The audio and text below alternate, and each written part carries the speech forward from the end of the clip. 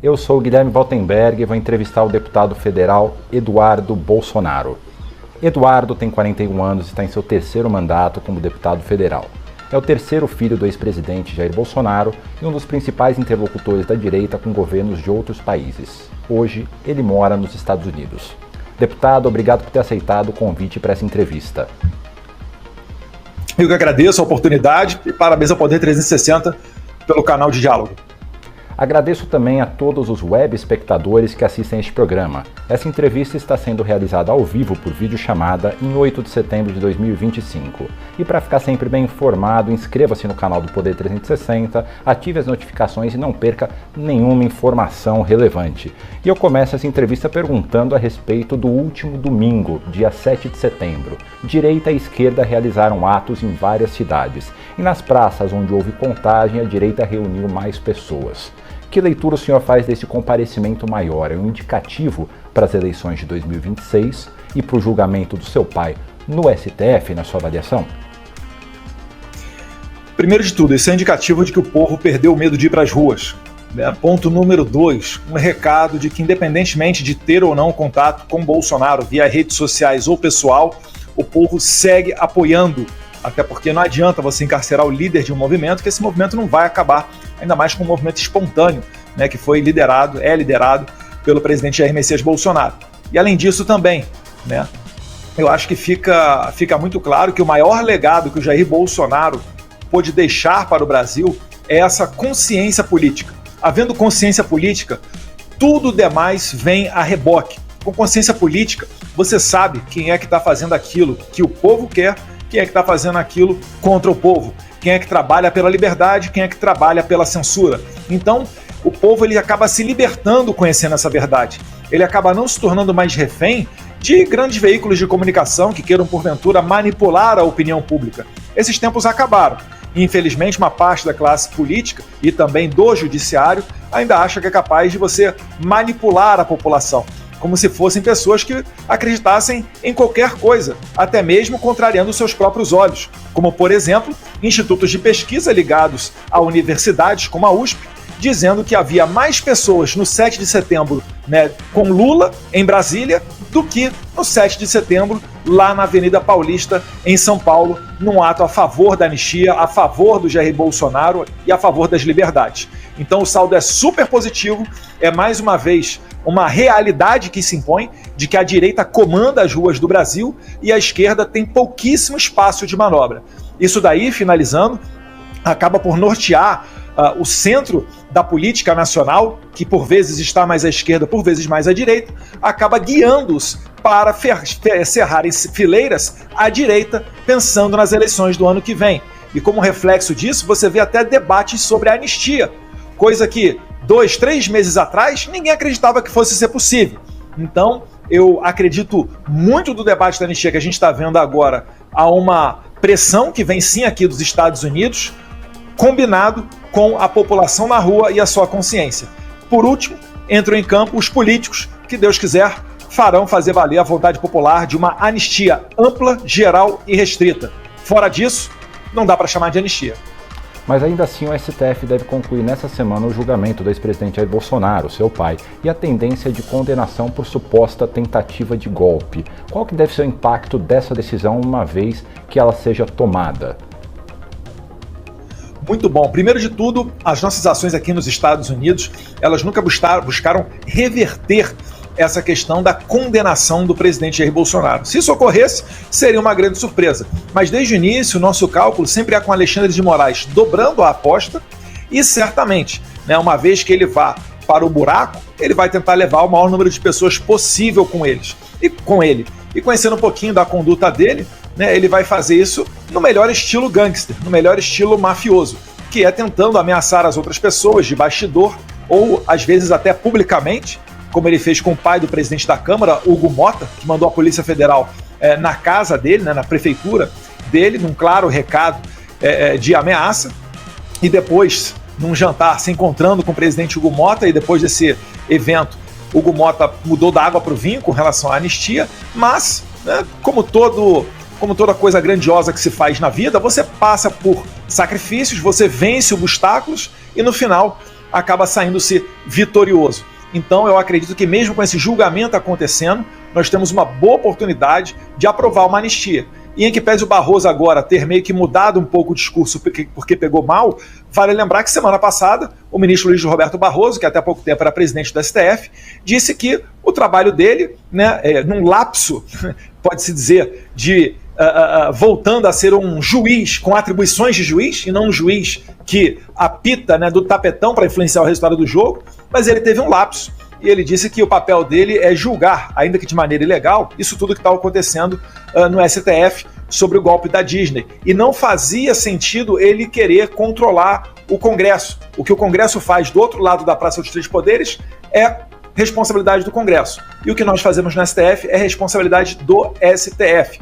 Isso daí é que eu espero que vigore, né, que o STF seja menos político. Se continuar sendo político, nós seguiremos trabalhando para aumentar as pressões sobre o STF. E sim, essas eventuais condenações de Jair Bolsonaro, General Braga Neto, né, entre outros atores do governo Jair Bolsonaro nesse golpe da Disney, isso sim pode aumentar o rol de sancionados dentro da Suprema Corte. Eu só faço questão de lembrar que sanção, como por exemplo a da Lei Magnitsky, ela demora um tempo para ser aplicada. O do Moraes demorou poucos meses porque teve ali uma atenção especial do presidente Trump. Agora, o normal é uma sanção de Lei Magnitsky demorar mais de 6 meses. Então eu falo isso só para deixar bem clicado, né, a cronologia na cabeça de cada pessoa, para elas não acharem que um juiz votou a favor da condenação de Bolsonaro e não foi sancionado, então o Eduardo é um mentiroso. Não, é porque existe uma burocracia por trás disso, mas certamente nós estaremos aqui trabalhando para que isso daí aconteça, né, caso se confirme essa condenação, e também lembrando que a nossa atuação aqui ela é por justiça, ela não é necessariamente por vingança, ela não é algo personalíssimo a depender de Bolsonaro. Ou todos serão anistiados, né, ou ninguém será anistiado, ou todos estamos no mesmo barco, ou haverá privilégios para uns ou os outros. E é claro, né, eu não quero ser partícipe de violadores de direitos humanos. É por isso que eu luto para uma anistia ampla, geral e irrestrita, que abarque todas as pessoas sobre todos os crimes. Lembrando que a anistia ela não refere-se sobre pessoas. Eu pergunto até, né, como é que seria isso de você fazer uma anistia onde ficaria de fora o presidente Bolsonaro? Isso sim é transformar a anistia em algo personalíssimo. Eu não serei partícipe disso. Não fui entusiasta de um benefício apenas para Jair Bolsonaro em detrimento dos demais, e também não serei o contrário, né? Onde buscará se salvar as peles dos demais, deixando para trás Jair Bolsonaro. Com Eduardo Bolsonaro, podem ter certeza, ninguém fica para trás. Só para ver se eu entendi corretamente a avaliação do senhor. No seu entendimento, caso se confirme a condenação do ex-presidente Jair Bolsonaro, viriam sanções novas contra os ministros do STF. No entanto, elas devem levar um pouco mais de tempo do que o que aconteceu com Alexandre de Moraes em função das burocracias. Tá correto? É isso mesmo? Então as pessoas podem esperar mais tempo para ver essas sanções acontecerem caso o ex-presidente seja condenado. Sim. Em apertada análise é por aí mesmo, Guilherme. Lembrando que o presidente Trump ele tem outros mecanismos à sua disposição que não somente a Lei Magnitsky. Ele já puxou uma dessas alavancas quando, por exemplo, ele cassou o visto americano de várias autoridades do STF e do PGR. Há uma grande expectativa de que mais uma nova leva de confisco de vistos, né, de cancelamento de vistos, seja feito para os próximos dias. 2 semanas atrás foi do ministro Padilha e também do ministro Ricardo Lewandowski. E quando a gente fala das autoridades, estão inclusos aí também no cancelamento desses vistos americanos os seus familiares. Agora, é claro, se o Brasil se comporta como a Venezuela, se ele vai nesse caminho da utilização dos tribunais como meio de perseguição política, né, para controlar a política nacional, querendo favorecer a poderosos, certamente isso não contará com o apoio do presidente Trump. É só você pensar, o Trump ele tem 4 anos de mandato. Aqui nos Estados Unidos ele não pode concorrer a mais um 3º mandato, são no máximo os 2 mandatos, consecutivos ou não. Então ele está no seu 2º mandato, o seu último mandato, e ele não vai querer, né, levar para casa, acabar levando para dentro da sua história o nascimento de uma nova Venezuela, na segunda maior democracia do Ocidente. Se a Venezuela, que é um país de pouco mais de 30 milhões de habitantes, já gerou a maior crise migratória da história da América Latina, imagina o Brasil, que tem 210 milhões de habitantes. Imagina você perdendo um dos principais exportadores do mundo de alimentos, que é um grupo seleto de 10 países apenas que exportam mais do que importam e consomem alimentos. Imagina você perder esse país, que é autossuficiente em petróleo, maiores exportadores de minérios do mundo, maiores reservas de terras raras do mundo. Enfim, você perder isso tudo para a China, que é o que deseja fazer o Lula. Inclusive tem vocalizado aí a criação de moeda dos BRICS, que todo mundo sabe que é uma chacota, mas mostra o seu ímpeto, né? Mostra que ele não sabe se comportar perante a comunidade internacional, e é por isso que cada vez mais as pessoas estão largando mão do Lula. Nem mesmo jornais mais à esquerda, como The New York Times, fazem matérias, né, a favor de Lula e de Alexandre de Moraes. Então, nesse contexto, eu acho que sim, o Brasil se enveredando por esse caminho, abre chance para mais sanções, que é o que acontece com Cuba, com a Venezuela. A Venezuela tem cerca de 200 pessoas sancionadas. Isso daí não foi da noite para o dia. Isso foi aos poucos. A Suprema Corte tem em suas mãos o poder de decidir o seu próprio futuro. Espero que Deus os ilumine. Ficando ainda um pouco no tema do julgamento, antes da gente seguir direto para a anistia, né? Caso a condenação seja confirmada, vocês têm planos de recorrer a instâncias internacionais, como, por exemplo, a Corte Interamericana de Direitos Humanos? Eu acho que isso daí é válido. Todo meio de pressão, ele é válido. Eu acho até que a defesa jurídica do presidente, em que pese não ser muito o papel de um advogado clássico, mas é um papel cada vez mais normal dentro de uma advocacia desses tempos modernos que a gente vive, onde juízes da Suprema Corte dão entrevistas, fazem palestras, se relacionam com a imprensa, têm perfil em rede social, enfim, faz-se necessário você vocalizar mais as injustiças que estão acontecendo. Eu vi esse exemplo de sucesso acontecer durante o julgamento do Trump. O Trump, nos seus julgamentos, ele era fotografado propositalmente em determinadas poses. Ao sair do tribunal, o Trump, ele dava entrevistas, os seus advogados iam às vezes direto do fórum para a saída para coletivas de imprensa. Isso por quê? Porque percebe-se que o jogo não é mais dentro dos tribunais. E você tem que constranger esses juízes ditadores para que seja mostrado para a população. Você não precisa nem saber direito, mas para você entender de direito, né, de leis e justiça, para você entender que o que está acontecendo é totalmente errado, é totalmente ilegal. O que o Alexandre de Moraes faz, por exemplo, uma pergunta simples. A gente tem que expor por que Lula e Michel Temer foram julgados no juiz de primeira instância e o Bolsonaro é julgado direto no STF, sendo que ele não é mais presidente. Isso daí tem que fazer constranger esses ditadores, porque essa consciência é que vai gerar pressão internacional, é que vai gerar anistia, é o que vai gerar, por exemplo, a oportunidade para a gente amanhã, caso tenhamos possibilidade, anulem, para que a gente anule todos esses processos que estão eivados de ilegalidades mil. É juiz que o Alexandre de Moraes que entrevista o Cid em sede de delação premiada, é o Alexandre de Moraes que faz ameaças ao doutor Chiquini, que faz a defesa do Felipe Martins, não dá dilação de prazo, que é algo dos mais corriqueiros para que os advogados de Bolsonaro façam uma decente, ampla defesa, que foi lhes negado, porque eles tiveram cerca de menos de um mês, se não me engano, para analisar 75 terabytes de memória de celulares apreendidos.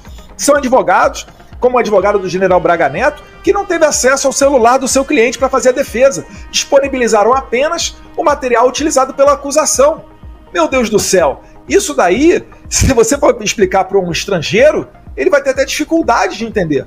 Mas com essa consciência primeira gerada, a gente consegue depois, com muito mais facilidade, correr atrás do prejuízo e garantir que seja efetivamente feita justiça nesse caso, né, nessa covardia aí contra Jair Bolsonaro, os seus apoiadores e até, por que não, os seus familiares. O senhor citou o termo gerar constrangimento para essas pessoas que o senhor tem chamado de ditadores, né? Citando especificamente o ministro Alexandre de Moraes e outros ministros do STF. Parte das ações que o senhor organizou junto ao governo dos Estados Unidos, ao que consta aqui no Brasil, é o tarifaço, né, de 50% sobre os produtos brasileiros exportados aos Estados Unidos. Apesar disso, a popularidade do presidente Lula aumentou, ainda que de forma discreta. Hoje, olhando em retrospecto, o senhor considera que essa iniciativa do tarifaço foi acertada? Eu acredito que sim. Primeiro, o tarifaço ele é culpa do Alexandre de Moraes. Né? O Trump, eu acho que ele já colocaria uma tarifa no Brasil, mas a maior parte dela, desses 50%, é por conta de uma crise institucional que nós vivemos. Então não é culpa do Eduardo Bolsonaro e do Paulo Figueiredo. Nós somos apenas os mensageiros. A gente somente leva a nossa percepção e aquilo que é a verdade para as autoridades americanas. E a gente fica muito feliz que tenha conseguido atrair a atenção deles para o Brasil, porque isso é dificílimo e é disputado pelo mundo inteiro. Como o presidente Trump escolheu primeiro iniciar pelas tarifas, né, eu acho que ele tem muito mais experiência do que eu para ir por esse caminho. E eu acredito na liderança dele. Depois das tarifas veio o cancelamento dos vistos, né, de 8 ministros da Suprema Corte mais o PGR, depois na sequência a Lei Magnitsky, e se o Brasil não sinalizar de que está querendo retornar à sua normalidade democrática, a harmonia entre os poderes, isso daí vai continuar. E aí quando eu falo isso, falam que eu estou ameaçando. Eu não estou ameaçando, eu só estou trazendo da fonte o sentimento daquilo que pode vir a ocorrer. Lembrando, ainda dá chance de mudar tudo isso. Como? Aprovando uma anistia ampla, geral e irrestrita. Então a culpa não é de Eduardo Bolsonaro, eu sou apenas um mensageiro. Agora, eu tenho mais acesso, né, modéstia à parte, do que o Itamaraty. Eu me reúno com autoridades que o Itamaraty gostaria e não consegue. A gente se reúne com autoridades que o ministro Haddad gostaria de se reunir e não consegue, como o secretário do Tesouro, né, o Scott Bessent. Então, eu trago com muito mais confiança e um grau de certeza muito maior para a população brasileira a percepção dos americanos, a percepção do governo Trump. Não falo por eles, não posso garantir quais serão os próximos passos, mas eu acho lógico que, ocorrendo a condenação de Jair Bolsonaro, que é a reclamação inicial daquela carta do Trump de 9 de julho, quando ele aplica as tarifas, ocorrendo a condenação dos seus apoiadores e assim por diante, é claro que o Trump não vai afrouxar para as tarifas. Inclusive, existem várias outras frentes para adicionar mais tarifas a esses atuais 50%. É a seção 301, né, que está à frente devido à investigação de prejuízos comerciais de empresas americanas para favorecer empresas chinesas, principalmente esse é o maior mote da investigação, e também, como dito pela Comissão Comercial do mês passado, replicado pelo Trump na sua rede social, a Truth Social, há a possibilidade ainda de que o Brasil sofra mais sanções devido às suas ações de regulamentação de redes sociais, que nada mais é do que censura. Então o Brasil ele está seguindo fielmente e ticando em todas as caixinhas, marcando um X em todas as caixinhas daquilo que o Trump tem alertado, que se for feito, ele vai aumentar as tarifas. E vai ficar difícil de dizer que Eduardo Bolsonaro e Paulo Figueiredo são os responsáveis por ela. Só para entender como é que é feita essa interlocução do senhor e do Paulo Figueiredo com as autoridades norte-americanas. O senhor disse que não foi o senhor que pediu os 50% de tarifas, mas que o senhor simplesmente, na sua fala, né, disse que leva para eles uma leitura do que está acontecendo no Brasil. Como é que é feito esse contato? O senhor chegou a pedir alguma sanção em específico para eles ou a modalidade das sanções foram totalmente definidas pelo governo norte-americano? O nosso pedido original era para que fossem sanções individuais contra o Alexandre de Moraes. Numa escala, ao final, sim, a previsão de tarifas. Mas, mais uma vez, quando isso foi apresentado ao presidente Donald Trump, ele olha ali uma cartela de possibilidades. E ele resolveu agir da maneira que ele entendeu melhor, da maneira mais forte do que apenas uma sanção individual contra o Alexandre de Moraes. Então, mais uma vez, eu confio, né, na habilidade do presidente Trump, eu acho que ele tem muito mais experiência do que eu para tocar adiante esse tipo de medida, e eu fico muito satisfeito de ter atraído a atenção dos Estados Unidos. Porque é o seguinte, Guilherme, se a gente retirar os Estados Unidos do cenário, a gente estaria como bois indo para o matadouro, né? Mansamente, sem qualquer possibilidade de reação. E agora não. Agora a gente tem um componente que está mudando esse jogo, em que pese publicamente as autoridades brasileiras falarem que não, a gente sabe que sim, essa é uma verdade, é uma preocupação que corre pelos corredores de Brasília, e a gente segue trabalhando nessa linha. Inclusive, né, a gente faz reuniões, a gente coloca adiante relatórios, por vezes matérias de imprensa, conversas com parlamentares, com outras autoridades, e aí você vai criando essa percepção, né, do que está acontecendo no Brasil, você vai criando, né, a realidade saltando aos olhos deles, porque não é Eduardo Bolsonaro e Paulo Figueiredo que conduzem, né, ou enganam autoridades estrangeiras, porque eles também checam com outras fontes, eles checam com a sua própria inteligência, eles fazem, né, um double check de tudo isso que acontece, e a gente fica feliz que no final das contas eles acabam dando razão para nós, que o Brasil realmente não é mais um país onde você tem a liberdade de se manifestar, onde você tem a perseguição política ainda adiante, e ainda mais no governo Trump isso é facilmente aceito, porque eles foram vítimas disso. Se o Trump não fosse eleito presidente da República dos Estados Unidos, certamente o Trump estaria hoje preso, condenado talvez a algumas centenas de anos de cadeia. Então é muito fácil que eu imagino, né, que o Trump ele se coloca no lugar do Jair Bolsonaro. E isso também o move a levar essas políticas mais adiante. Quando o Trump puxa para ele e começa a postar nominalmente sobre Jair Bolsonaro, Brasil, seus familiares, seus apoiadores, a partir daí tudo passa pela mão dele e certamente esse assunto não vai ser deixado de lado. Assim como o Trump venceu a questão migratória no Canadá, a apreensão de drogas no México e mesmo as iniciativas nucleares do Irã, eu não creio que vai ser o Alexandre de Moraes e o Lula que vão conseguir derrotar o presidente Trump. No discurso do dia 6, do último sábado, o presidente Lula fez uma crítica indireta ao senhor e te chamou de traidor da pátria, isso entre aspas. Como o senhor responde a essa acusação? O senhor se considera um traidor do Brasil? Não, na verdade eu só estou colocando água no chope dele, né? E ele não está gostando muito, porque aquilo que ele diz que é soberania, ele quer soberania para continuar fazendo o que ele bem entender. Cadê a soberania, por exemplo, quando ele mandou um avião da FAB pegar a ex-primeira-dama Nadine, do Peru, condenada por corrupção e trazer ao Brasil? Onde é que estava a soberania e respeito ao poder judiciário da Argentina, por exemplo, quando ele visitou a Cristina Kirchner e segurou a plaquinha de Cristina Livre, fazendo juiz, né, falando que a condenação contra a Cristina Kirchner foi uma perseguição judicial, quando a gente sabe que não, foi sim fruto de uma investigação técnica. Então, o Lula, ele é isso daí, né? Ele é, na comunidade internacional, aquele bêbado da rua que fica falando um monte de coisa e as pessoas não dão mais atenção. Ele caiu o seu grau de importância para Israel, caiu o seu grau de importância com relação aos Estados Unidos, que é quem tem o maior montante de investimentos aqui no Brasil, vide que os Estados Unidos sequer tem um embaixador em Brasília. Então o Lula é isso daí, dele eu não espero mais nada. Tem dois fatores que eu e Paulo Figueiredo nós sempre consideramos antes de começar essa trajetória toda. A primeira, Alexandre de Moraes sempre vai dobrar a aposta, e a segunda, o Lula nunca vai parar de falar besteira. Certo. Uma das críticas que foram feitas aos movimentos da direita, inclusive pelo pastor Silas Malafaia, foi aquela extensão da bandeira norte-americana na Avenida Paulista. O senhor acha que foi uma boa ação que os apoiadores do seu pai, os seus apoiadores, os apoiadores da direita do Brasil fizeram lá em São Paulo? Eu acredito que sim. Primeiro, né, é um sinal de agradecimento, é algo do espírito do povo brasileiro, o reconhecimento daqueles que nos ajudam, né? E em segundo lugar, não tem nada de submissão.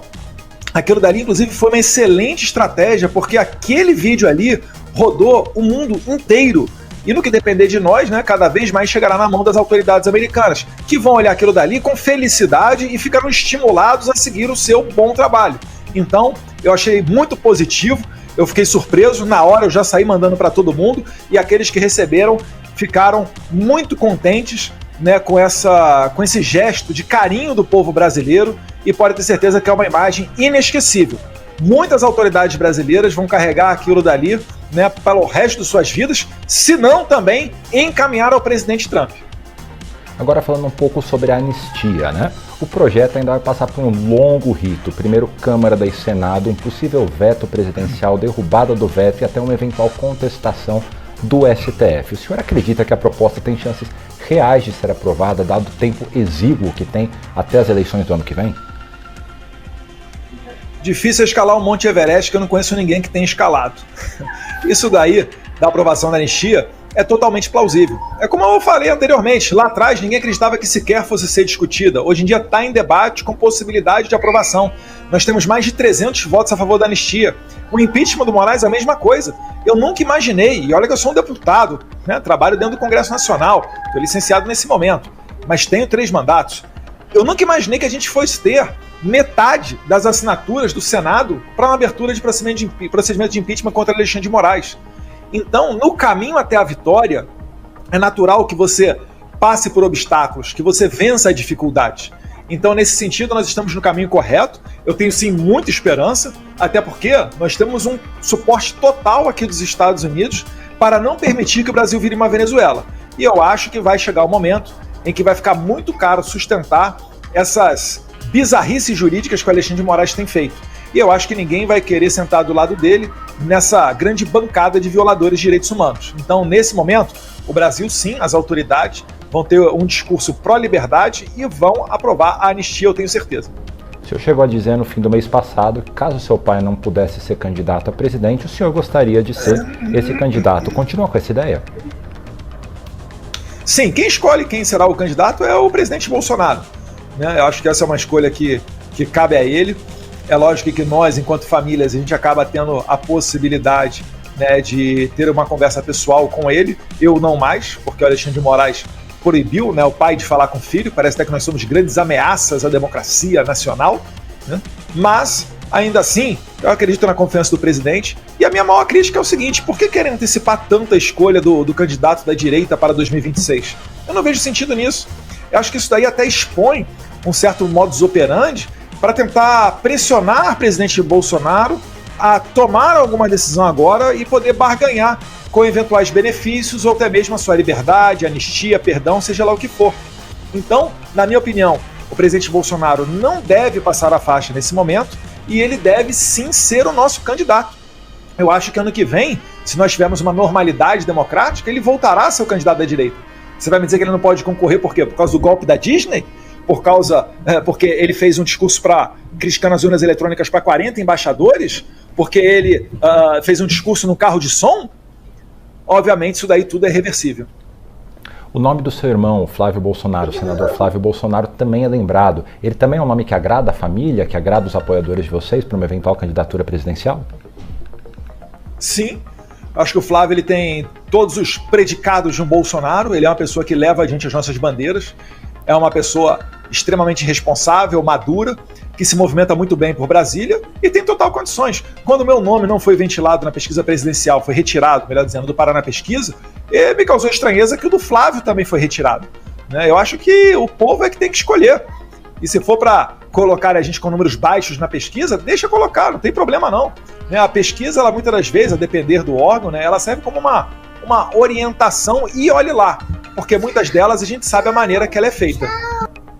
E o outro nome dos que está entre os mais lembrados é do governador de São Paulo, Tarcísio de Freitas, que é muito próximo ao seu pai, foi ministro dele e hoje está fazendo a gestão do estado de São Paulo. Ele tem ganhado apoio, ainda que um pouco velado, de nomes do Centrão. Existe a possibilidade... Velado você está sendo bondoso. Bom, ele está com algum apoio dentro do Centrão. Sim, ele sim. poderia receber o apoio da família Bolsonaro numa eventual candidatura, caso seu pai não possa ser candidato? Olha, eu vou evitar entrar em polêmica com o governador Tarcísio. Mais uma vez, eu acho que o assunto da eleição ele não é para agora, ele é principalmente para o ano que vem, né? E quem vai decidir isso tudo, caso esses cenários onde o Bolsonaro não possa se configure que ele não possa concorrer, será o próprio Jair Bolsonaro. Do Tarcísio, eu tenho um elogio a fazer. Eu acho que ele na manifestação foi muito feliz no seu discurso. Espero que essa fala seja permanente, seguido das suas condutas pró-anistia. Então acho que nesse momento isso é o principal. Então aproveito aqui para dar esse FL positivo aqui no governador Tarcísio e deixar as outras questões para depois, até porque muita coisa pode acontecer. E o próprio Tarcísio, igual a mim, o que a gente fala? Que o candidato é o Jair Messias Bolsonaro. Então vamos para frente. Perfeito, eu estou ouvindo aí um pouco a voz, acho que dos seus filhos, né? O senhor precisa ficar um pouco, precisa atender eles de alguma forma ou está tudo bem? A gente pode continuar a entrevista? Eu acho que tá tudo bem agora, princesa. Se precisar de 2 minutos não tem problema, eu também sou pai, eu sei que nessas horas a gente tem que priorizar os nossos pequenos. Podemos continuar então?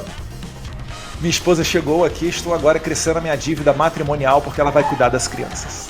Perfeito, então continuamos falando sobre política. Eu queria continuar um pouco no tema do Tarcísio. O senhor fez agora um elogio a ele, mas em entrevista recente aqui ao Poder, o seu pai disse que suas críticas ao Tarcísio no passado eram imaturas. E depois, segundo as mensagens divulgadas pela Polícia Federal, aparentemente o senhor ficou bastante incomodado. Como é que está essa situação agora? Já está tudo tranquilo com seu pai, com relação ao Tarcísio? Em que pé que está a situação e a relação de vocês? Primeiro, isso mostra a cara da Polícia Federal do Alexandre de Moraes, né, vazando conversas privadas entre pais e filhos. Né. Primeiro, é uma conversa de dois homens, entre nós não tem frescura. Né. A única vez que eu tratei meu pai daquela maneira foi naquela mensagem. Né. Infelizmente, veio a público, é algo que eu não me orgulho, obviamente, é o meu pai, mas eu estava dando uma sacolejada nele ali. Porque não faz sentido a gente fazer todo esse trabalho que a gente está fazendo, aliás, não é só o Eduardo Bolsonaro, tem mais gente envolvida, como por exemplo o Paulo Figueiredo, ele fazer críticas daquela dali. Então eu peguei ele num canto e conversei com ele, ué. E ele também conversa comigo da mesma maneira. Então, eu acho que aquilo dali é uma conversa de pai para filho. E eu tô mostrando para ele que o filho dele, que ele trocou as fraldas, já não é mais uma criança, né? Tenho 41 anos, estou no meu terceiro mandato, sou advogado, policial federal, tenho 2 filhos, casado. Então, é natural que o pai, por vezes, queira, né, fazer essa tutoria do filho ad eterno. Porque, obviamente, os pais têm muito mais experiência do que os filhos e eles querem o melhor para os seus filhos. Aí chega um determinado momento que a gente tem também, né, pernas próprias, nós somos responsáveis pelas nossas condutas. E ali eu estava tendo uma conversa mais na chincha com ele. Obviamente, a minha crítica com o Tarcísio todos sabem. Né, o Tarcísio ele sempre acreditou num caminho mais pelo diálogo. Eu não acreditava nesse caminho do diálogo porque a gente estava sem poder de barganha nenhum. A gente estava, como Winston Churchill falava, com a cabeça na boca do leão. Então o que a gente fez aqui? A gente colocou artilharias voltadas para o violador de direitos humanos Alexandre de Moraes, e depois que ele foi sancionado, isso causando um efeito intimidatório no seu entorno, tirando a cabeça da boca do leão, aí sim você fica no momento melhor para negociar, que é o momento que a gente está tendo agora. Agora a gente tem com o que barganhar, a gente tem com o que trabalhar. Então agora é o momento da gente sentar e conversar. E aí chega num ponto em que o Tarcísio chega para somar. Então, seja muito bem-vindo, né, governador Tarcísio. Fico feliz com as suas movimentações. Para mim, pouco importa a motivação dele. O que vão cogitar de se ele está trabalhando por conta disso, se ele foi motivado por aquilo, isso daí já não me interessa. Acho que até uma boa pergunta a ser feita para o governador Tarcísio e cada um que faça o seu julgamento. E agora o foco é na anistia ampla, geral e irrestrita. Senão, nem pode ser considerada anistia.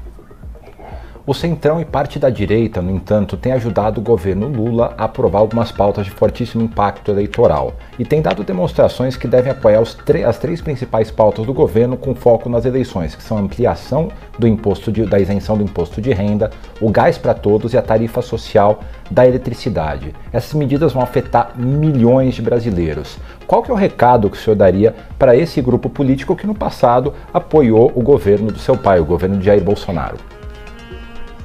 Mas o Centrão, ele realmente é dessa maneira. Né? Normalmente ele tende muito mais a apoiar aquele presidente que por ocasião esteja sentado lá na cadeira presidencial. Né? Assim como ele está agora soprando ventos a favor do governo e pode aprovar essas matérias daí, tem também a questão da eleição do ano que vem, que eles já estão precificando que não é uma eleição para a esquerda, não é uma eleição para o PT. Vide que vários partidos estão desembarcando do governo. Ministros que têm prazo para deixar o ministério, outros já o estão fazendo. Outros, né, deputados cogitam cada vez mais apoiar uma anistia, outros senadores apoiando o impeachment do Alexandre de Moraes. Então eu não me deixaria levar por essa questão de eventualmente o centro apoiar essas pautas. É claro, esse embate será feito dentro do Congresso, nós faremos as nossas críticas, né, emendaremos os projetos que entendemos pertinentes, mas no final das contas eu prefiro mais uma vez focar, né, na anistia, deixando de lado qualquer possível entrevero. Na semana passada, União Brasil e o PP, que fizeram uma federação, anunciaram o desembarque do governo Lula. Mas um dos partidos que continua ainda e tem um ministro no governo Lula é o Republicanos, que é o partido do governador Tarcísio de Freitas. O senhor, o PL, pretende aumentar a pressão para que o Republicanos também deixe a base do governo Lula? Olha, eu acho que o Republicanos tem que decidir isso daí internamente. Né? É claro que a gente não aconselha ninguém a ficar ao lado deste governo, né? Para mim um tanto quanto ilegítimo, mas isso daí é uma decisão que vai caber ali aos republicanos. Né? Dentro do PL eu te garanto, a base eleitoral do PL jamais aceitaria um parlamentar, né, do PL apoiando o governo Lula.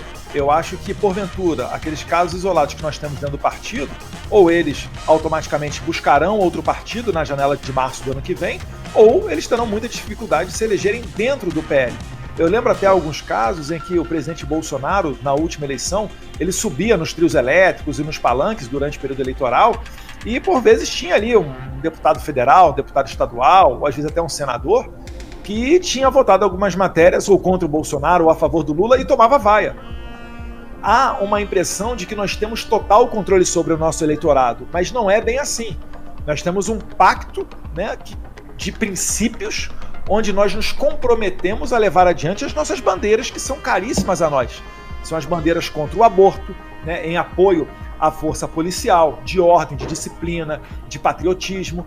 Isso daí a gente se compromete com o nosso eleitor.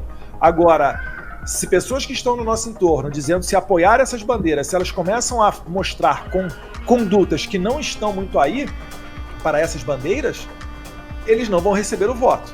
Né? Então, republicanos, eu acho que nessa medida, quando eles se aproximam do governo Lula, quando eles não desembarcam deste governo, quando vários estão desembarcando, eu acho que eles estão correndo um sério risco de ter um prejuízo eleitoral ano que vem, que já é uma eleição precificada mais à direita. Hoje o presidente Bolsonaro ele pediu uma autorização ao STF para ele fazer procedimentos médicos aqui em Brasília. Ele precisa de autorização para sair da casa dele, né? E como é que está a saúde do seu pai? Muito se fala, mas pouco se sabe a respeito disso. A saúde dele está bem, o Valdemar recentemente disse que a saúde dele não estava muito legal, mas atribuiu isso sobretudo ao que seria uma pressão psicológica em função do processo. A saúde dele, como é que está? Então, eu até pequei nesse ponto numa entrevista recente para outro veículo de comunicação. Eu falei que estava tudo bem, porque na verdade eu não tinha muita informação, né? Eu estou impossibilitado de conversar com meu pai, mas falando com algumas outras pessoas, né? Prefiro ter até que resguardar, olha que loucura, eu tenho que resguardar com quem eu falei, porque é capaz do louco lá do STF querer proibir essa pessoa de visitar meu pai. Mas enfim, a notícia que eu tive, o retorno que eu tive, é de que de fato ele teve uma piora na sua saúde. Né? O soluço é algo que continua recorrente, ele está há meses com essa crise de soluço, teve uma falta de apetite, e é óbvio, a pessoa que se alimenta mal, ainda mais com mais de 70 anos de idade, ela tende a adoecer. E obviamente que isso daí, boa parte dela é um efeito psicológico, né, dessa perseguição, porque uma coisa é quando o bandido é pego pela polícia e vai para a cadeia, ele entende que aquilo ali é a regra do jogo. Outra coisa é uma pessoa inocente que vai para a cadeia. Eu acho que o Alexandre de Moraes até deseja a morte do Jair Bolsonaro. O Alexandre de Moraes ele quer fazer com que o Alexandre de Moraes quer fazer com que ocorra com o Jair Bolsonaro o mesmo que ocorreu com o Clezão. Olha que absurdo, desde quando o presidente Jair Bolsonaro poder sair para ir para um hospital, ele que é tão vigiado pela imprensa, desde quando isso daí poderia trazer benefício ou prejuízo a esse processo da Disney? O Alexandre não faz isso por maldade, assim como faz por maldade o Daniel Silveira, que teve que ficar implorando, circulando foto na internet, a perna quase gangrenando depois de uma cirurgia para poder ter um atendimento médico qualificado. Meu Deus do céu, será que as pessoas não colocam isso na cabeça? Outras pessoas, né, tem uma pessoa com lepra agora que está tendo os dedos amputados. Tá nessa leva aí de pessoas que estão presas por conta do 8 de janeiro. Então, se isso daí não é violação de direitos humanos, eu não sei mais o que é. Imagina você com a sua avó, como Iraci Nagashi, né, de 70 e poucos anos de idade, sendo presa, condenada a 14 anos de cadeia. Ou a sua esposa, né, a situação semelhante da Débora Rodrigues dos Santos, com um filho para criar, né, e 2 filhos para criar, e tendo que ser condenada a 14 anos de cadeia porque escreveu com batom, perdeu o mané. Então essa loucura ela tem que acabar. Isso daí não é problema dos outros, não, é problema de todos nós brasileiros. Os empresários que vieram aqui dos Estados Unidos, eu lamento que tenham demorado tanto, mas tiveram que ouvir, depois de pagar um caro escritório para intermediar, tiveram que ouvir do 02 da secretaria do secretário Marco Rubio, né, o senhor Christopher Landau, diretor do State Department, dizer que a pressão tem que ser feita em Brasília. E Paulo Figueiredo, a gente está falando isso há tempos.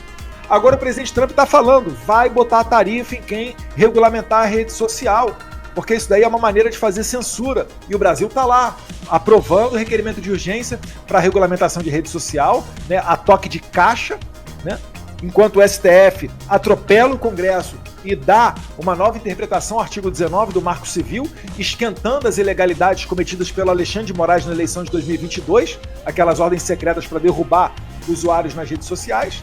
Então o Brasil está caminhando a passos largos para receber mais tarifa, para ter mais autoridade sancionada e para mergulhar mais no buraco.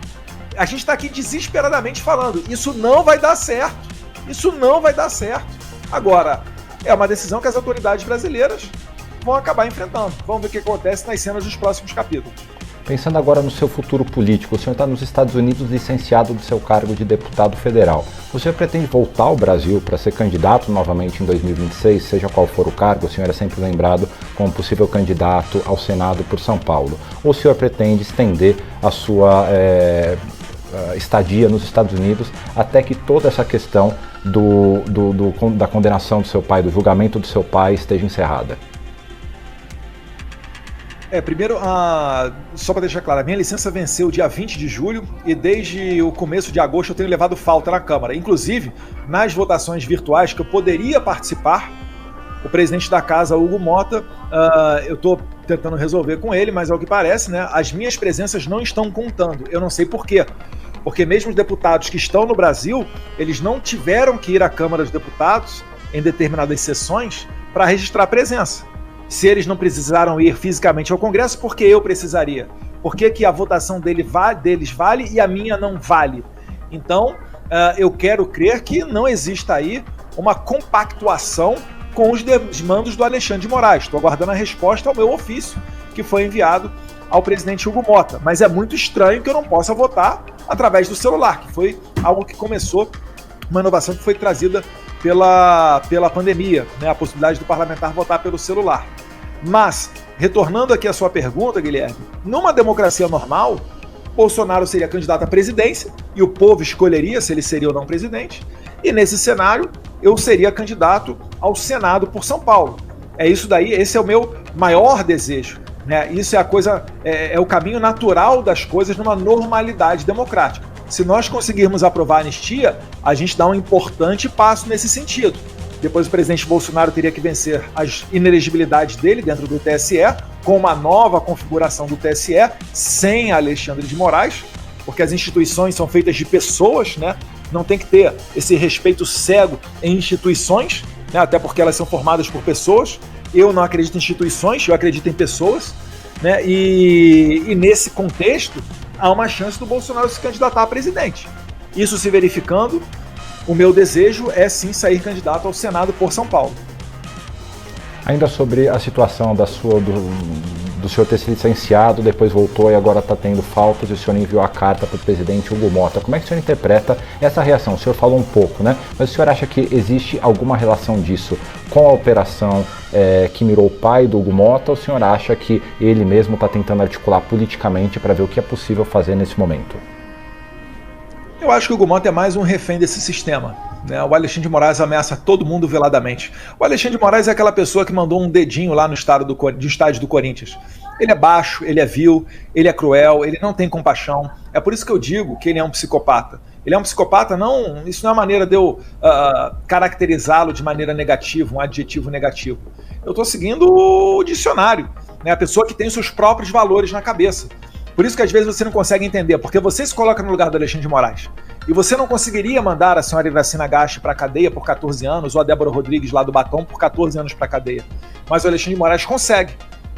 Porque ele é um psicopata, ele tem os seus próprios valores, a sua própria maneira de pensar. Então o Alexandre de Moraes ele ameaça todo mundo. Né? Ele ameaça o presidente Hugo Mota, ele ameaça outras pessoas. É com isso que ele conseguiu, por exemplo, o sucesso na manutenção da prisão preventiva naquela votação na Câmara dos Deputados, porque muita gente achou que ia ser uma prisão só por 1 ou 2 semanas. Né? Então, isso daí é o Alexandre de Moraes. E contra esse tipo de pessoa, não adianta você querer dialogar, você querer convencer com palavras. Ele não vai ceder. Ele não cedia nem quando o Bolsonaro era presidente, quanto mais agora. Então, o Alexandre de Moraes é carta fora do baralho. Não adianta nem você querer negociar algo para o Alexandre de Moraes aqui nos Estados Unidos. Com as outras autoridades brasileiras, aí existe uma margem para negociação com os americanos. Por exemplo, a questão do visto é uma questão discricionária. Né? Cabe ao governo americano decidir sobre o visto de alguém de maneira rápida. Coisa que não ocorre com a Lei Magnitsky. A Lei Magnitsky são outros 500. O Moraes ele vai ter que se virar. Inclusive ele disse numa entrevista lá à Reuters que ele optou por esperar. Não é que ele optou por esperar e apostar na diplomacia brasileira, porque ele sabe que a diplomacia brasileira não vai levá-lo a lugar nenhum. E esse é o processo da Lei Magnitsky, é um processo administrativo, dentro do Poder Executivo. Não é um processo judicial, onde ele vai conseguir levar para uma corte e reverter o caso dele, até porque ninguém nunca conseguiu isso na história. Não vai ser ele, Alexandre de Moraes, a primeira pessoa a fazê-lo. Então, Alexandre de Moraes ele não tem fichas para apostar contra a Lei Magnitsky. E o aviso que a gente está dando a outras autoridades é que antes que elas sejam sancionadas com Lei Magnitsky, para que elas coloquem a mão na consciência e voltem a ter uma conduta democrática, de acordo com a lei, de acordo com a Constituição. Se isso não ocorrer, a tendência é que os americanos estendam o rol de sancionados pela Lei Magnitsky a mais autoridades brasileiras. O senhor mencionou que Hugo Motta seria um refém desse sistema que o senhor descreve, coordenado pelo ministro do STF, Alexandre de Moraes. Como é que o senhor interpreta a ação do presidente do Senado, Davi Alcolumbre? Como a gente sabe, o Senado é a casa que pode tomar ações contra ou em direção aos ministros do STF. O senhor acha que ele está fazendo um trabalho que o PL, que o senhor, que a sua família consideram interessante, ou ele está faltando com o que vocês considerariam ideal nesse momento político?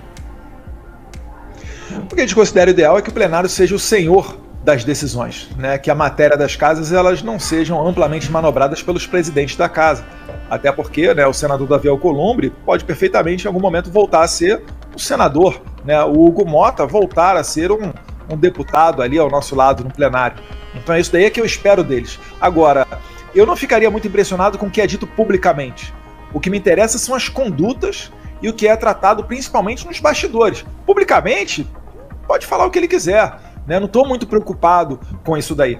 E agora, eu quero ver uma anistia aprovada pela Câmara, qual vai ser a conduta do senador Davi Alcolumbre em querer segurar essa pressão toda no Senado. Eu acho que se isso daí se verificar, o presidente Alcolumbre não vai conseguir segurar essa pressão e será votado também no Senado a anistia. Ele chegou a pregar novos moldes aí para essa anistia. Nesses moldes, possivelmente o ex-presidente Jair Bolsonaro não seria contemplado por uma anistia, só as pessoas que participaram lá dos atos de 8 de janeiro, que levaram uma série de atos de vandalismo lá na Praça dos Três Poderes. Esse modelo traria alguma solução para a questão política envolvendo o presidente Bolsonaro, envolvendo o senhor, envolvendo o Flávio, ou isso daí está fora de cogitação para vocês? Isso está fora de cogitação para nós porque tecnicamente nem é anistia. A anistia ela é sobre os fatos. Se você olhar como é que foi a anistia de 1979, ela abarcou um determinado período histórico. E todas as pessoas envolvidas em crimes naquele momento, sejam através da repressão estatal, seja através de uma luta revolucionária ou qualquer coisa que se entenda, essas pessoas foram igualmente anistiadas. Para nós aqui é a mesma coisa. Então, se você está falando que você vai, entre aspas, anistiar um grupo de pessoas envolvidas num fato, mas vai tirar dali o presidente Jair Bolsonaro, isso por definição já não é anistia. E a gente está adiantando do lado de cá que isso daí não vai servir para fins de diminuir a temperatura e a pressão vinda dos Estados Unidos, né? Então acho muito difícil que o presidente Davi Alcolumbre faça isso. Se ele fizer, eu acho que não vai ser uma movimentação inteligente, porque ele também vai entrar aqui no radar dos americanos. Isso daí não é Eduardo Bolsonaro que está ameaçando. Eu estou falando que isso aí é óbvio que vai acontecer. Alguém tem dúvida disso? O próprio presidente, o ex-presidente do Senado, Rodrigo Pacheco, por que vocês acham que ele perdeu o visto americano dele? É por conta de ter barrado tantos pedidos de impeachment do Alexandre de Moraes que ele foi visto como uma engrenagem desse regime. E o próprio Trump chama de regime na sua carta. Então, aqueles que serviram a esse aparato de perseguição política e de censura não merecem gozar, né, do acesso à terra das liberdades. Então é isso daí que está sendo feito por essa política internacional de vistos do governo Trump ao lado do secretário Marco Rubio. Então, o Davi Alcolumbre, se ele realmente quiser levar adiante alguma medida dessa, ele vai estar se colocando, infelizmente, né, contra gosto, nesse radar norte-americano. Deputado, eu queria voltar um pouco no tempo para a época da pandemia, quando seu pai ainda era presidente. Nessa época, parte das vacinas que o Brasil comprou vieram da China. E houve pressão da China contra o então ministro das Relações Exteriores, Ernesto Araújo. Essa pressão foi o que rendeu a demissão dele do governo Jair Bolsonaro? Olha, esse é um assunto antigo. A questão principal do ministro Ernesto Araújo, eu acho que foi os entreveros com o Senado. Acho que uma situação um pouco insustentável. Acho que esse daí foi o principal fator, né? Se eu não estiver equivocado agora, se não estiver me falhando a memória, que levou à saída do ministro Ernesto Araújo.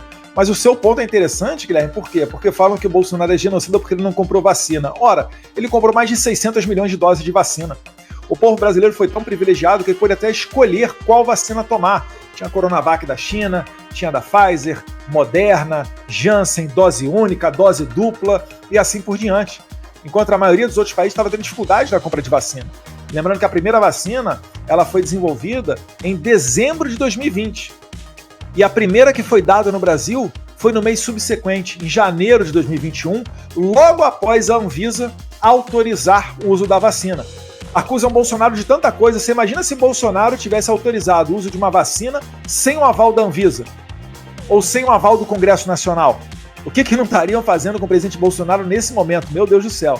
Então, no mesmo dia em que as agências autorizaram, né, seguindo a lei brasileira, as vacinas foram aplicadas. Então isso daí é para desmentir qualquer coisa do tipo de vacinas ocorrerão em atraso. Não ocorreram, foi feito tudo na medida do possível. Agora, vamos investigar os efeitos colaterais da vacina? Porque se você for a fundo nisso, você vai ver que os genocidas são as pessoas, né, que não se... Genocidas não, eu diria o seguinte, as pessoas que fizeram seres humanos de cobaia foram as pessoas que tiveram, né, esse apoio para a vacinação obrigatória. Esse é o único ponto que vai divergir Bolsonaro desses críticos, entre aspas. É que Bolsonaro falava, aqui estão as vacinas, toma quem quiser. Enquanto essas pessoas, sabe-se lá por quais motivos, queriam forçar uma vacinação obrigatória. Pergunto, será que o Lula e o governo Lula, todo mundo ele tomou a vacina? Inclusive seus ministros da saúde? Eu acho que hoje todo mundo sabe a resposta. Deputado, nossa entrevista está chegando ao fim, mas dá tempo aqui de uma última pergunta. Recentemente, o presidente Lula instou a comunidade judaica brasileira a ir contra o governo de Benjamin Netanyahu em função da guerra em Gaza, que ele chama de genocídio. A comunidade judaica entendeu essa fala do presidente Lula como um questionamento à lealdade dos judeus ao Brasil. A relação de Lula com Israel é bastante complicada e ele chegou a ser declarado persona non grata depois de comparar o país com os nazistas, que foram os maiores algozes da história judaica. Como é que o senhor entende essa crítica do presidente Lula? Te parece que ele se aproxima de alguma forma do antissemitismo, que é o que ele vem sendo acusado por alguns grupos? Eu acho que o Lula é totalmente antissemita, ele tem raiva do povo judeu, ele tem raiva da prosperidade judaica e ele apoia grupos terroristas, como o Hamas e o Hezbollah. Inclusive no passado, ainda no seu segundo mandato, ele mandou alguns milhões de reais para o Hamas construir um hospital, sendo que todos sabem que não há qualquer tipo de controle para você saber se esses recursos foram aplicados na saúde. Ou melhor dizendo, todo mundo sabe que o Hamas faz o uso desses recursos internacionais para comprar bombas e outros artefatos, muitas das vezes é tecnologia militar vindo clandestinamente do Irã. Então, o Lula, se ele realmente quisesse resolver o problema da guerra, ele estaria apoiando Israel, ele estaria trabalhando pela libertação dos reféns. Isso daí tudo ocorreu, tem o quê? 2 anos atrás, a gente está indo para o 3º ano agora talvez, se não me falha a memória, foi 7 de outubro. É inacreditável que ainda existam reféns. Teve um vídeo esses dias circulando de um homem, a foto dele saudável no passado, e a foto atual dele, o vídeo atual, era ele magrelo, parecia até alguém, Deus que me perdoe, num campo de concentração, cavando a sua própria cova. Além do mal físico, ainda tem o mal mental que coloca essas pessoas para sofrer. Isso sem falar nas mulheres que foram estupradas, queimadas vivas, pessoas que foram fuziladas por estarem numa festa rave, lá no 7 de outubro. Então, o Lula ele mostra a cara dele. Se nós quisermos realmente acabar com essa guerra, nós temos que acabar com o Hamas. O Hamas, ele fez um golpe de Estado na faixa de Gaza. A faixa de Gaza, só para que as pessoas entendam, é um território que depois de várias tentativas de paz, onde Israel oferecia territórios para o lado da Palestina e um lado para Israel, a Palestina sempre recusou, tá? Mas aí chegou um ponto, e eu estou falando desde os anos 30 para cá, até que chegou um ponto em que Israel, em 2005, de maneira unilateral, dá um território para a Palestina, que é a faixa de Gaza. Em 2007, o Hamas dá um golpe de Estado e expulsa o Fatah para o outro lado da Cisjordânia, atravessando Jerusalém. Então hoje o que você tem no Hamas? Você tem ali na faixa de Gaza, você tem uma ditadura terrorista, comandada pelo Hamas. Enquanto que a autoridade palestina fica lá em Ramala, né, na parte ali da Judéia, e fica ali ainda com o Fatah e, enfim, e um pouco do que resta ainda da sua política. Então, para você acabar com o conflito naquela região, você tem que neutralizar o Hamas. Eu acho que Israel está aproveitando a oportunidade para enfraquecer o Hamas, né, para enfraquecer o Hezbollah, e graças a Deus isso tudo veio ao tempo correto, paulatinamente, culminando com o bombardeio nas bases nucleares do Irã. Se tudo isso tivesse convulsionado ao mesmo tempo, né, o 7 de outubro, com a questão do Irã estar prestes a produzir a sua bomba nuclear, enriquecendo urânio a mais de 60%, e os ataques vindo do Hezbollah do sul do Líbano, Israel teria um momento muito mais difícil. Então, eu acho que o mundo deve um muito obrigado ao primeiro-ministro Benjamin Netanyahu, tá? A todo mundo que está fazendo parte desse governo, a IDF, que são as Forças Armadas de Israel, né, os seus bravos e jovens soldados, porque eles evitaram que Israel tombasse. E se Israel tombar, o próximo destino será o Ocidente. Eles falam, Israel, o pequeno Satã, Estados Unidos é o grande Satã. Mas para esses grupos radicais, que não se misturam com a maioria da fé islâmica, para esses grupos radicais, sim, né, eles têm uma guerra a ser feita contra todos aqueles que não são islâmicos, que são considerados por eles infiéis. Isso daí não dá para aceitar. Ainda na questão geopolítica, a guerra da Rússia com a Ucrânia parece que chegou no impasse. O presidente Trump tentou encerrar a guerra e não conseguiu ainda chegar a um fim. No passado, o seu pai ele tinha uma relação boa com o presidente Putin e o presidente Lula tem uma relação de muita proximidade com o presidente Putin. Como é que o senhor interpreta o papel do presidente Lula nessa guerra para tentar, de alguma forma, chegar ao fim da guerra na Ucrânia? O senhor acha que o presidente Lula está fazendo um bom trabalho ou ele deveria se afastar do presidente russo de alguma forma e adotar a postura do Ocidente, que é a região do mundo com a qual a maior parte dos brasileiros se identifica? Eu acho que o Bolsonaro ele honrou a diplomacia nacional, mantendo a neutralidade do país. Ainda teve muita perspicácia para garantir os interesses brasileiros, seja com a Ucrânia, seja com a Rússia. Todos vão lembrar que depois da visita do presidente Bolsonaro, algumas dezenas de navios com fertilizantes vieram da Rússia para o Brasil, garantindo a nossa safra agrícola. Se isso daí não fosse feito, nós teríamos fome, nós teríamos desabastecimento no Brasil. Então, o presidente Bolsonaro ele fez aquilo que é a tradição da nossa diplomacia, que é a relação internacional sem foco no conflito local. Se você for tomar partido de tudo que acontece no mundo, você vai acabar que não vai fazer comércio com ninguém. Agora, o Lula, o que ele fez? Ele tomou partido. Ele está copiando o discurso russo. Ele não está se mantendo neutro, né? E isso daí acaba, por em certa medida, né, dragar o Brasil para o meio desse conflito. O Brasil agora está na boca das autoridades americanas, inclusive do presidente Trump, que tem dito que o Brasil tem comprado muito material russo, servindo para que o Putin financie a sua guerra, isso inclui certamente o diesel, e agora entra uma nova investigação sobre navios fantasmas com recursos russos vindo para o Brasil. Eu diria quase certo, né, que você tem navios russos abastecidos com combustíveis vindo para o Brasil, talvez de maneira indireta, talvez trocando a papelada desse navio em algum país intermediário, mas isso daí, se for resolvido, vai colocar o Brasil em sanções, e não vão ser sanções apenas ao Alexandre de Moraes, vão ser sanções para todo o país.